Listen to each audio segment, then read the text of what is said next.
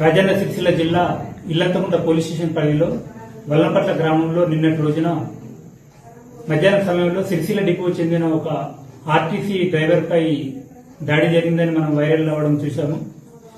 ఇందులో సిద్దిపేట జిల్లా గంగాపురం గ్రామానికి చెందిన పిట్టల శ్రీకాంత్ అనే అతను వల్లంపట్ల నుండి కారులో ఫ్యామిలీతోటి తన ఊరికి వెళ్తుంటాడు. అదే సమయంలో బస్సు అపోజిట్ లో వస్తుంది.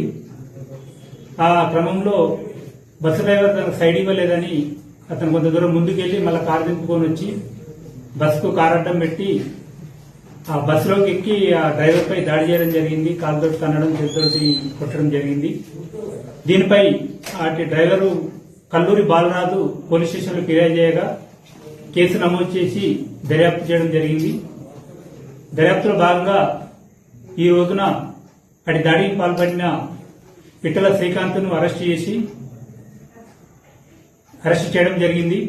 ఇప్పుడు దాని తర్వాత కోర్టుకు రిమాండ్ గురించి పంపిస్తాము. ఈ సందర్భంగా నేను ప్రజలకు తెలియనగా మీరెవరు కూడా చట్టాన్ని చేతిలోకి తీసుకోవద్దు. ఎవరైనా మీకు సైడ్ ఇవ్వకుంటే అదే ఉంటే ఆపి బస్ పైన ఉంటుంది, వాళ్ళకు కంప్లైంట్ చేయండి లేదా పోలీస్ స్టేషన్కి చేయండి. అంతేగాని చట్టాన్ని చేతిలో తీసుకుని ఆ బస్సు డ్రైవర్లపై దాడి చేస్తే కఠినంగా చట్ట ప్రకారం శిక్షింపబడతారు. కావున ఇది గమనించాలని తెలియపరుస్తున్నాం. విధుల్లో ఉన్న ప్రభుత్వ ఉద్యోగులపై దాడి చేయడం తీవ్ర నేరంగా పరిగణించబడుతుంది.